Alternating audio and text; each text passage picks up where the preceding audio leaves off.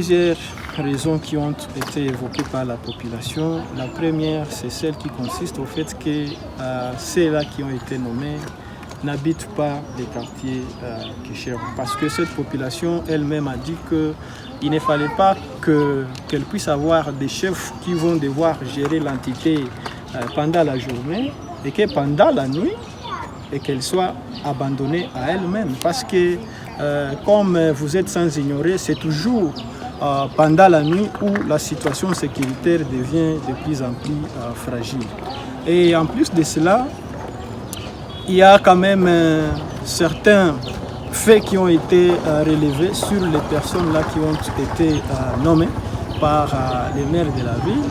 Et tout ça entre en contribution pour permettre à la population de pouvoir les contester. Il y a aussi des raisons que moi-même je ne voudrais même pas évoquer ici, mais ce qui est important, retenez les deux raisons-là que je viens d'évoquer.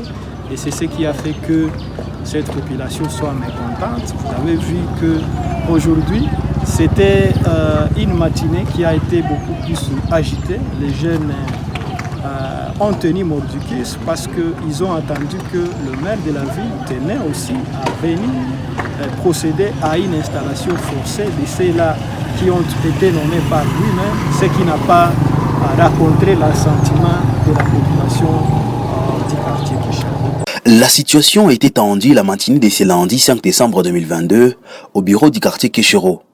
Toutes les activités au périphérique sont suspendues. Les écoles environnantes contraint également de libérer les enfants. Et pour cause, une délégation de la commune de Goma, venue pour procéder à l'installation d'un chef des quartiers intérimaires et de son adjoint, a rencontré la résistance des cadres de base de ce coin de la ville du Goma et les jeunes. Sur place, les cadres de base de Kéchéro disent reconnaître aux autorités communales et urbaines le droit de procéder au réaménagement de la mise en place des cadres de base, mais refusent d'être dirigés par un chef qui n'habite pas cette entité et qui ne maîtrise pas les réalités locales.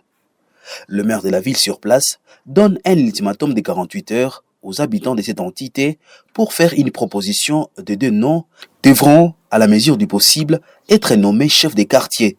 Une demande saluée par le conseil local de la jeunesse. Akilima Limoïse est son président.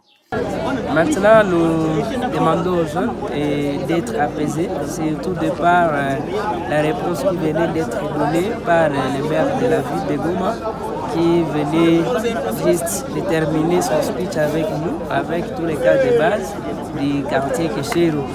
Et maintenant, la réponse a été donnée face à nos revendications et que nous lui avons promis et de fournir toutes les réponses aux questions auxquelles il nous a demandé maintenant quand il parlait avec nous. Mais qu'est-ce que vous demandiez effectivement pour qu'il y ait ce soulèvement? Oui, nous demandions au maire de la ville de pouvoir nous donner les dirigeants qui résident au quartier Kéchéro et qui sont à mesure de pouvoir apporter des solutions aux problèmes que nous avons connus au quartier Kéchéro, notamment les problèmes fonciers, les problèmes liés aussi au phénomène carence scolaire, mais aussi aux tracasseries liées aux éléments de sécurité non contrôlés pendant la nuit, mais également sur la question du développement du quartier Kéchéro. C'est quoi l'avantage d'avoir un chef de quartier qui réside dans son quartier?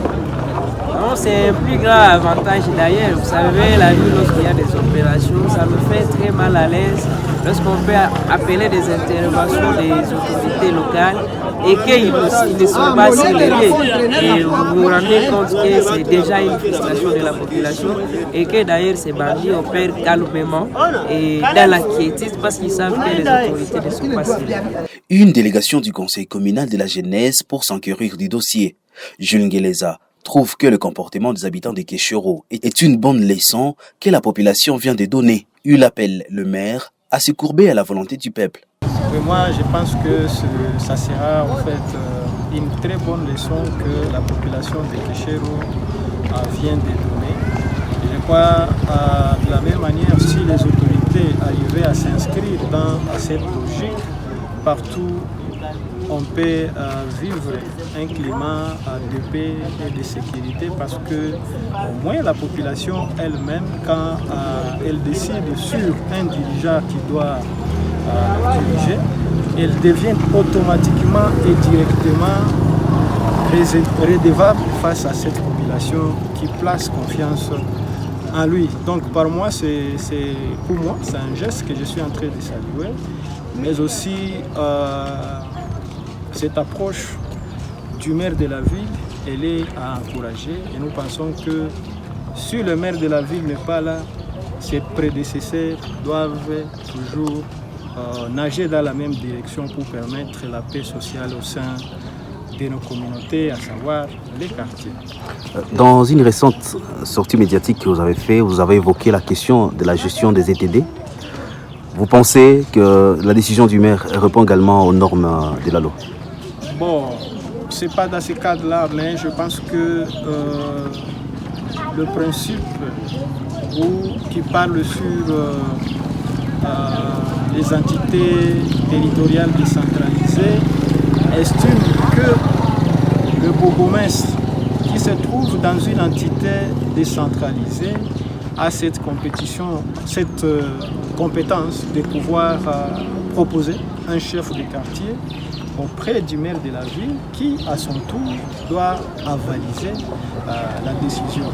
Mais non pas au maire de la ville de nommer directement un chef de quartier dans une entité qu'il gère de manière indirecte. Et c'est ça ce que nous avons dit, qu'il fallait que cette loi soit véritablement respectée. Mais je crois que comme cette question revient directement à la population, cette même population a cette obligation-là, conformément à la loi, de pouvoir proposer des noms tels que les maires de la ville les souhaitent à messieurs les bourgmestres, parce que la loi estime que c'est le bourgmestre qui doit transmettre les noms de ceux-là qui seront désignés par la population pour dispositions utiles.